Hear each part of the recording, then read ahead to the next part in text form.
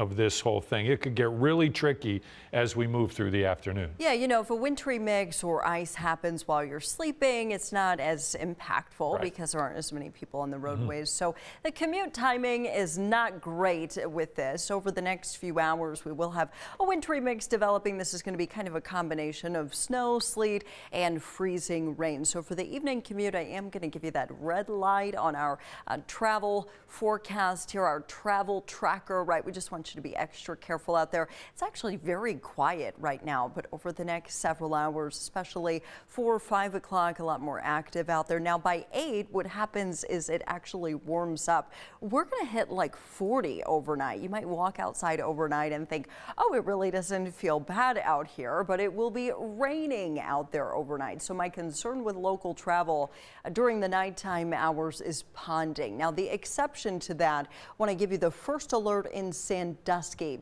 because there I think we stay more of a wintry mix, so it may be a little bit more slick out there in the Sandusky area. Now by Thursday morning, it gets cold again. Unfortunately, that means all the rain that fell overnight is going to refreeze. So first thing tomorrow morning, it is going to be on the slick side, and we may even get a little brief wintry mix before 8 o'clock in the morning. So maybe give yourself a little bit of extra time first thing tomorrow morning. Also want to check in on our morning show with Jeff and Jamie and the whole crew, Kelly and Shannon. They're going to be letting you know where those slick spots are first thing tomorrow. We've got a newly issued winter weather advisory. If you have our First Alert weather app, you may have actually seen this pop up on your phone.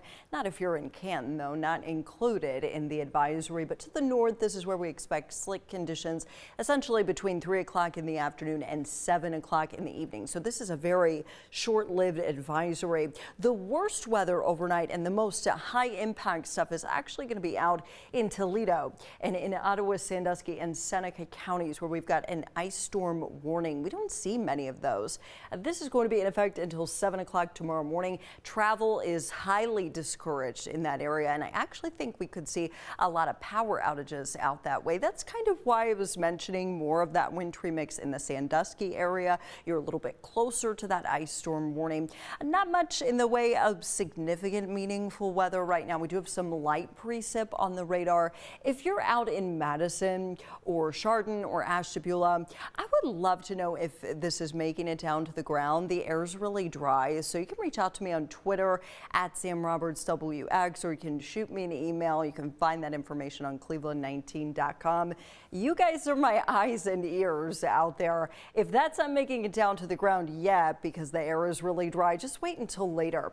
You can see we've got this precip to our south. This is a wintry mix coming in from Cincinnati. So again, by 3, 4, 5 o'clock, it'll be a lot more active out there. Here's our precision timing. Next few hours, wintry mix in the area, slick spots changing to rain by 8 o'clock. Overnight, scattered rain, wet roads, and ponding. Again, the exception to that, the Sandusky area, where there may be more of that wintry mix. Thursday morning, a brief period of snow and a wintry mix. And of course, we want you to be mindful of that threat for melting and refreezing overnight. So, Brian, I do think it could be a little slick out there in the morning, and do want to mention, of course, this weekend, a bigger system on the way. So you don't want to miss our 3 o'clock newscast. Yep, we'll be talking about that. Now is a great time to remind you to download our 19 First Alert weather app. You can find it in the App Store. Really easy to do. Google Play, that store, or just by scanning the QR code on the screen with your phone's camera.